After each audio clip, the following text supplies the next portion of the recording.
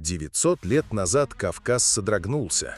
В его сердце разразилась битва, которую смело можно назвать величайшей до начала эпохи мировых войн XX века. Ни до, ни после Кавказ не видел столь значимого столкновения, где местные народы объединились бы, чтобы защитить свою землю. Это был не просто бой. Это была схватка цивилизаций, исход которой навсегда изменил историю. Битва при Дидгоре. Но что сделало эту битву столь особенной? И кто были ее забытые герои, чья роль десятилетиями преуменьшалась? Часть первая. Кавказ на перепутье. История Грузии, расположенной на перекрестке цивилизаций, издавна была полем битвы. Начиная с VIII века, Ближний Восток, а затем и часть Малой Азии, оказались под властью халифата. На Кавказе захватчики встретили ожесточенное сопротивление, но военные экспедиции систематически ослабляли регион. К XI веку ситуация кардинально изменилась. На историческую арену вышли сельджукиды. В 1055 году они взяли Багдад, столицу аббасидского халифата, а в 1071 году разгромили Византийскую империю, взяв в плен самого императора. Сельджуки стали доминирующей силой, диктующей свои условия. Кавказ на протяжении 500 лет находился между молотом и наковальней, между халифатом, Византией, каганатом, а теперь и сельджуками.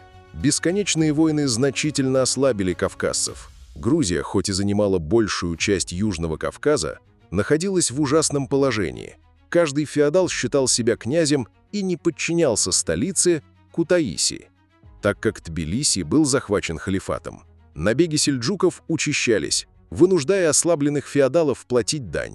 Грузия объединяла силы, выгоняла сельджуков, но те в ответ высылали еще большие войска, опустошая Южный Кавказ.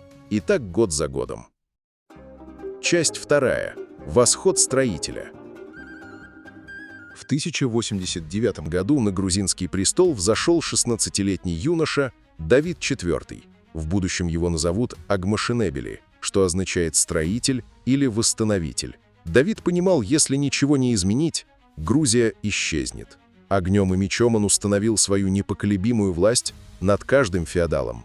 Любой, кто усомнится в нем, будет лишен титула, земель или жизни. Он создал постоянное элитное войско Манаспа и больше не зависел от помощи князей. Но, несмотря на объединение феодалов, численность его армии была недостаточной для полноценных войн с многочисленными сельджуками. Тогда Давид пошел на необычный и гениальный шаг. Часть третья. Союз со степью. Первые контакты между грузинами и кипчаками относятся к XI веку. В эти же годы кипчаки, или половцы, как их называли на Руси, испытывали на себе массированное давление со стороны славянских походов в степи.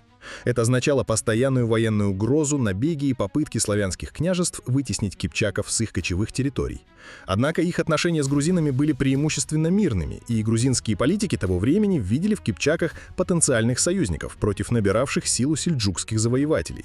Грузинские хроники отмечали их выдающиеся боевые навыки, храбрость и огромные человеческие ресурсы. В 1118 году Давид IV предпринял беспрецедентный шаг.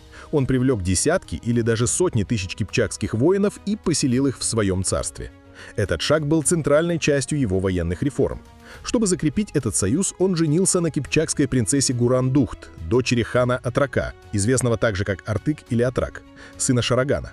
Этот брак был политическим, призванным облегчить переселение кипчаков и обеспечить их верность. Точные цифры разнятся, но источники говорят о переселении от 15 тысяч до 40 тысяч кипчакских семей, что составляло от 70 до 250 тысяч человек. Общее число кипчаков, прибывших в Грузию, составляло около 200 тысяч человек. Это был не просто призыв наемников, это было переселение целого народа. Каждая кипчакская семья обязана была выставить одного полностью вооруженного воина для совместной защиты общего дома. Им были выделены земли, они получили новое вооружение и стали регулярной силой, подчиняющейся напрямую царю. Войско Давида пополнилось умелой конницей, одной из лучших на Кавказе. Кипчаки были известны как легкая кавалерия, мастера конного лука, дротика и сабли, способные к ложному отступлению и искусной засаде. Им были выделены земли, в основном на южных границах, где они могли вести полукочевой образ жизни, защищая Грузию от сельджуков. Этот альянс был выгоден всем. Получив такое усиление, Давид Агмашенебели отказался от каких-либо выплат сельджукам и начал наступление. Часть 4. Зов джихада. За несколько лет Давиду удалось отбить у сельджуков большую часть национальных земель. Обычной военной экспедиции, чтобы остепенить восставшего данника, было уже недостаточно. Тогда влиятельный владетель Багдада Наджим ад-Дин иль-Гази объявил джихад и призвал всех мусульман к походу на Южный Кавказ. В коалиционные силы входили правители Багдада, Алеппо, Мардина, Азербайджана, Ганжи и многие другие. Большинство ученых сходятся во мнении, что под командованием Иль-Гази было не менее 150-200 тысяч человек, а по некоторым источникам доходило до 300-600 тысяч. Войско Давида составляло от 55 до 80 тысяч, из которых 15 тысяч были кипчаками. Давид понимал, что прямое столкновение с таким превосходящим противником смертельно, и его план заключался в том, чтобы дождаться максимально выгодного положения. Иль-Гази, будучи уверенным в своей победе и полагая, что Давид не осмелится напасть на столь многочисленное войско, повел своих людей сквозь узкое Дидгорское ущелье, не обходя возвышенности Малого Кавказа. Он не знал, что шпионы Давида, выдававшие себя за местных жителей, сообщали ему ложную информацию о слабости грузинской армии. Часть 5. Дидгорское чудо.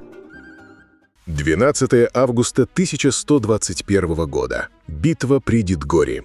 Воины Давида, вдохновленные его молитвой и обещанием умереть, но не бежать, завалили все пути к отступлению.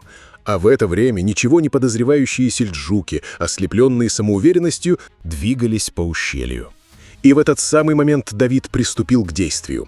Он направил 200 франкских и 200 кипчакских воинов навстречу врагу с белыми флагами. Те делали вид, что сдаются, а потом неожиданно выхватили сабли и начали жестко атаковать центр войска. В это же время засада Давида уничтожает обоз врага. Возникает паника. Один из командующих, зять Иль-Гази, бежит спасать имущество. Войско думает, что он дезертирует. Начинается хаос. Тут на поле выходит главный козырь Давида. Кипчакская легкая конница. Пока тяжелая пехота сдерживает основные силы врага, кипчаки бьют по флангам, прорываются сквозь ряды, стреляют, преследуют, сжигают. Через несколько часов армия врага превращается в беспорядочную массу беглецов. Давид добивает их в течение недели. 200 километров. Столько длилось преследование. Это была не просто победа. Это был разгром. Часть 6. Наследие и Золотой век. Последствия Дидгорской битвы были впечатляющими. Сельджуки были унижены и не могли помешать дальнейшим действиям Давида. Эта победа ознаменовала собой начало Золотого века грузинского государства. Давид отвоевал Тбилиси, Дманиси и установил свое влияние на всем Южном Кавказе. Грузия стала влиятельной силой на Ближнем Востоке на последующие 100 лет. Эта битва считается самой большой, самой святой и самой честной в истории Грузии, потому что от нее зависела судьба страны. Но главное, кипчаки больше не чужаки. Они остаются, они крестятся, становятся военной элитой. Многие из них приняли православие, ассимилировались и даже сформировали новую военную аристократию, известную как «накивчакари», что буквально означает «декипчакизированные». Ярким примером такого деятеля был Кубасар, который при Георгии III стал главнокомандующим грузинского войска и военным министром, а также воспитателем будущей царицы Тамар. Однако этот союз не был лишен сложностей. Аристократическая оппозиция вынудила преемницу Георгия III, царицу Тамар, уволить практически всех высокопоставленных ассимилированных куманов-кипчаков. Некоторые, которым было отказано в зачислении в королевскую армию, стали мародерами. Некоторая часть кипчакских отрядов присоединилась к хорезмскому принцу Джалал-ад-Дину в его походе против Грузии в 1225 году, что обеспечило его победу. Во время монгольских нашествий Золотой Орды часть кипчаков также воевала на их стороне, держа в страхе и облагая данью весь Кавказ на протяжении последующих 200 лет. И это была цена за то, что союз был союзом двух народов, а не идеологией. Тем не менее, большинство кипчаков остались. Их следы в грузинских фамилиях, в культуре, в археологических находках. Каменные балбалы Изогнутые сабли, техника боя, даже язык. Их следы вплелись в грузинскую идентичность. Они стали частью страны, которую когда-то спасли. История Грузии — это не только борьба против чужих, но и умение превращать чужих в своих. Кипчаки не просто помогли Давиду, они стали его мечом, его щитом и его наследием. Часть 7. Послесловие. Дед Гори — это не только победа.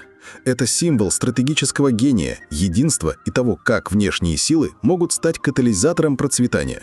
Это история о том, как смелость и союз изменили судьбу целой цивилизации. Кипчаки, потомки Дешт и Кипчака, спасли Грузию. Это напоминание, что история каждого народа — часть мировой истории, а ее изучение открывает удивительные связи и общие корни, объединяющие сквозь века. Друзья, если вам понравилось это видео, пожалуйста, поддержите нас лайком и подпиской. Это очень поможет развитию канала и будет для нас огромной мотивацией создавать еще больше разных познавательных роликов о Грузии и о Кавказе в целом. Также посетите наш медиапортал по Грузии «Бизмедиа». Там вы найдете множество разной полезной и познавательной информации об этой удивительной стране как в текстовом, так и аудиоформате. А еще сможете бесплатно скачать наш удобный путеводитель по Старому Батуми, где отмечены все самые главные достопримечательности города, которые обязательно стоит посетить, чтобы максимально прочувствовать на себе всю грузинскую историю. А также напишите в комментариях, какой ролик вы хотели бы увидеть следующим. Ну все, друзья, до встречи, или, как говорят грузины, нахвамдис!